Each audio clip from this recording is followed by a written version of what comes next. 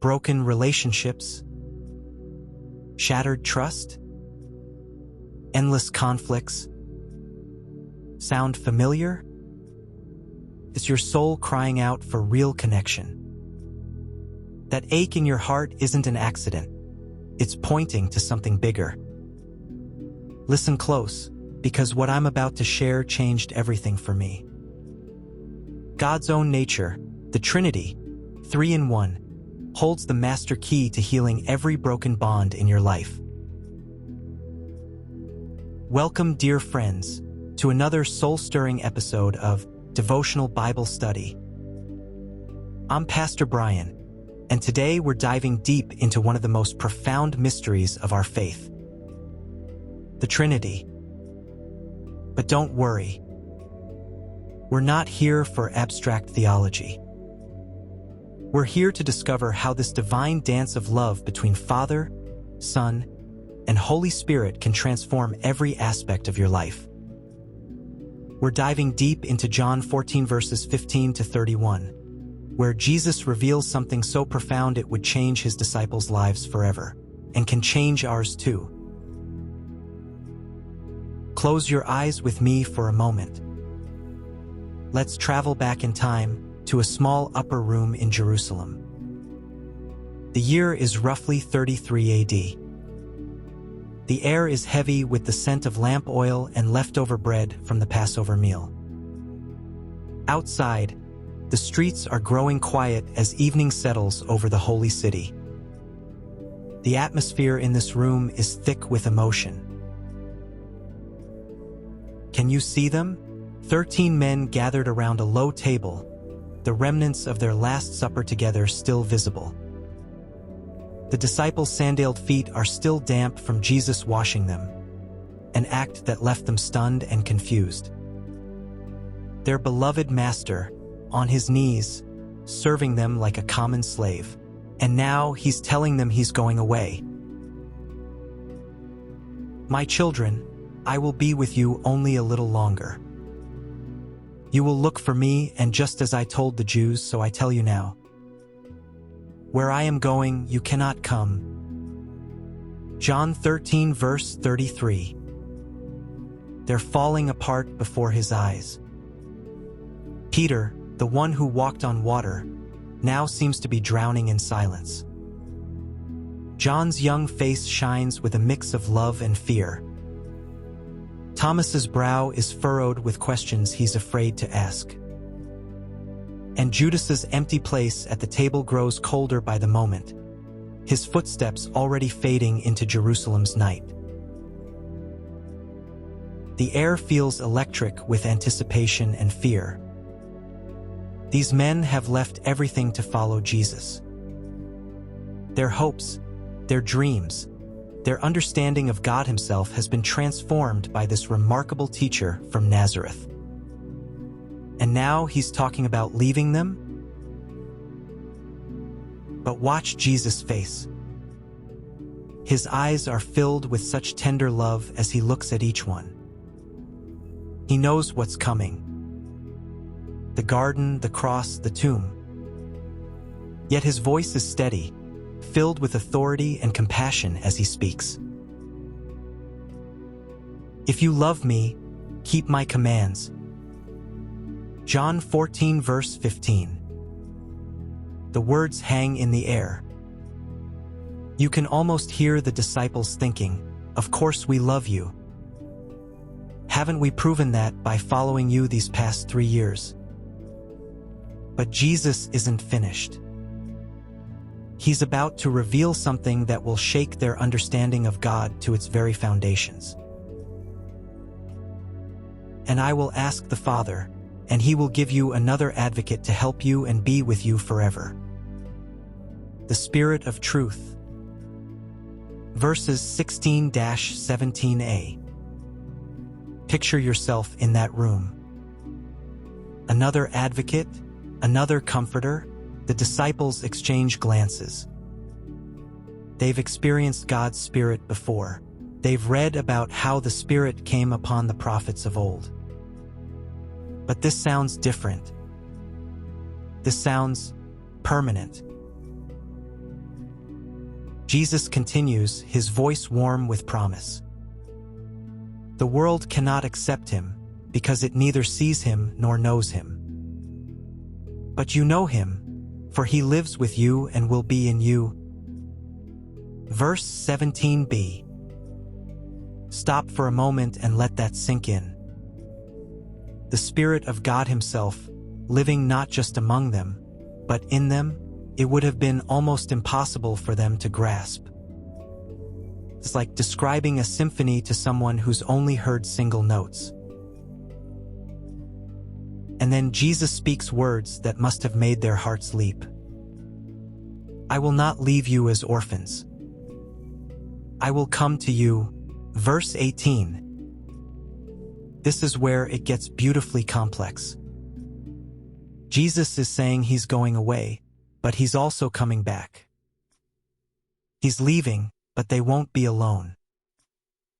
How?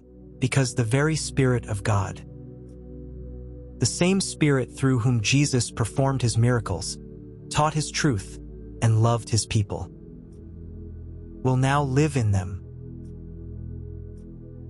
Before long, the world will not see me anymore, but you will see me. Because I live, you also will live. On that day you will realize that I am in my Father, and you are in me, and I am in you. Verses 19 to 20. Now, let me share something remarkable with you. A few years ago, I visited a symphony orchestra during rehearsal. The conductor wasn't there yet, and the musicians were warming up individually. The sound was chaotic, violins squeaking, brass blaring, woodwinds trilling. Each musician was talented, but playing alone. Then the conductor walked in. With a raise of his baton, suddenly all those individual sounds merged into something beautiful. The musicians were still individual players, but they were now part of something greater, a harmony more beautiful than any could create alone. That's a tiny glimpse of what Jesus is describing here, the perfect harmony of the Trinity.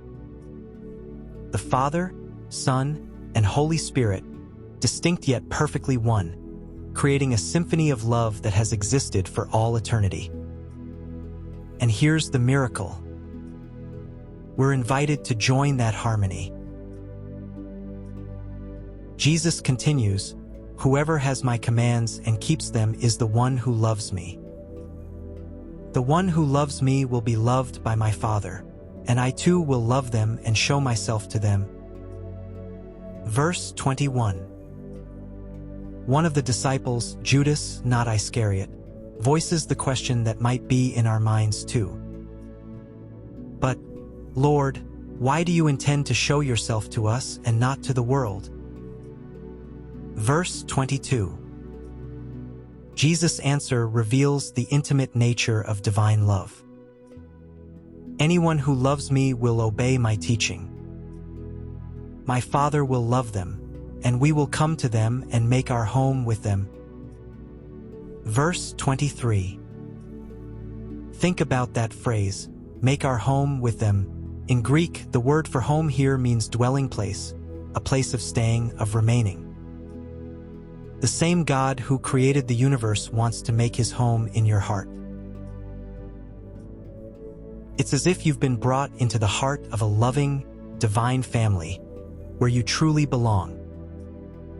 Not just as a guest, not just as a servant, but as a beloved child.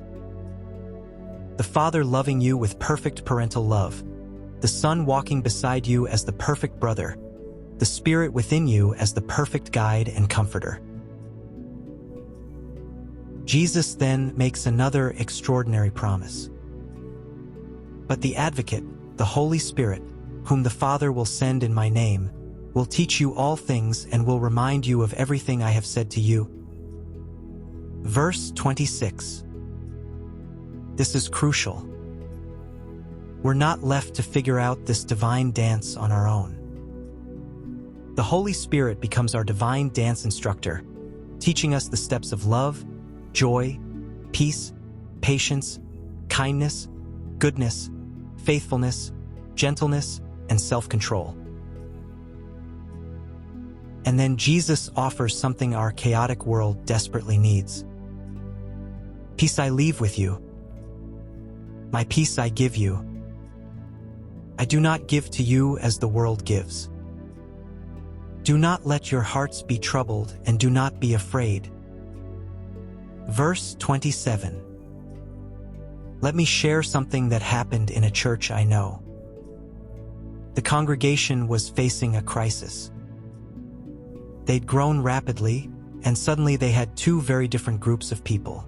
The original members who'd been there for decades, and new families with different ideas about worship and ministry. Tensions were rising. The older members felt their traditions were being dismissed. The newer families felt their gifts weren't welcomed. Committee meetings became battlegrounds. It looked like the church might split. But then something beautiful happened. During a particularly heated meeting, an eldest deacon, a man in his 80s, stood up. With tears in his eyes, he said, "Friends, we're missing something here. The Father didn't send Jesus so we could argue about music styles. Jesus didn't die so we could fight about building programs. The Spirit doesn't dwell in us so we can divide his body." The room fell silent. He continued, "The Trinity shows us perfect unity in diversity. The Father, Son, and Spirit are distinct, yet perfectly one in purpose and love. If God himself exists in community, who are we to break it?" That moment changed everything. People began to see each other differently, not as opponents, but as family members in God's household. The older members began mentoring younger families. Young people started visiting the homebound members. What could have been a church split became a beautiful picture of unity in diversity. This is what understanding the Trinity does. It changes how we see everything. When we grasp that the very nature of God is relationship, it transforms how we relate to him and to each other. Sometimes in moments of conflict, I find it helpful to arrange 3 small objects in a triangle on my desk.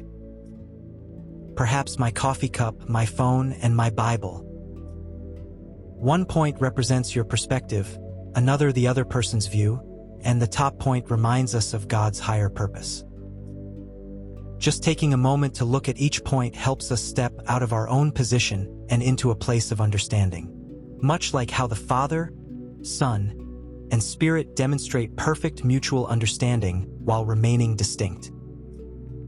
Like the Trinity's perfect harmony, this brief moment of threefold reflection often brings unexpected clarity and peace.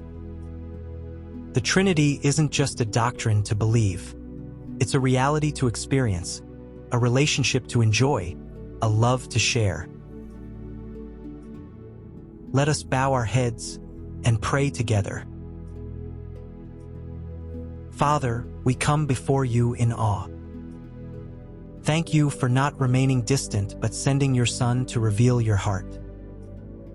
Jesus, thank you for showing us the Father's love and sending us your Spirit. Holy Spirit, thank you for making your home in us, for guiding us into all truth. Lord, forgive us for living as spiritual orphans when you've adopted us into your family. Forgive us for seeking peace in the world when you offer us your perfect peace. Forgive us for breaking the unity you died to create. Help us to live in the reality of your triune presence. When we feel alone, remind us that you are with us. When we're confused, guide us by your Spirit. When we're afraid, fill us with your peace. Use us to show your love to others. Help us create communities that reflect your unity in diversity. Make our churches, our workplaces, our families, a place where people can glimpse your nature through how we love each other. We pray this in the name of Jesus, through the power of the Spirit, to the glory of the Father. Amen. Friends, as we close, remember that you're not just learning about the Trinity. You're invited to participate in their eternal dance of love. Every act of kindness, every moment of forgiveness, every step toward unity is a step deeper into this divine choreography. Thank you for joining me today. If this message has blessed you, please share it with someone who might need encouragement. Don't forget to check out our FAQ section for more insights and explore our other videos and playlists shown on your screen shortly. Until next time, may the grace of our Lord Jesus Christ, the love of God the Father, and the fellowship of the Holy Spirit be with you all.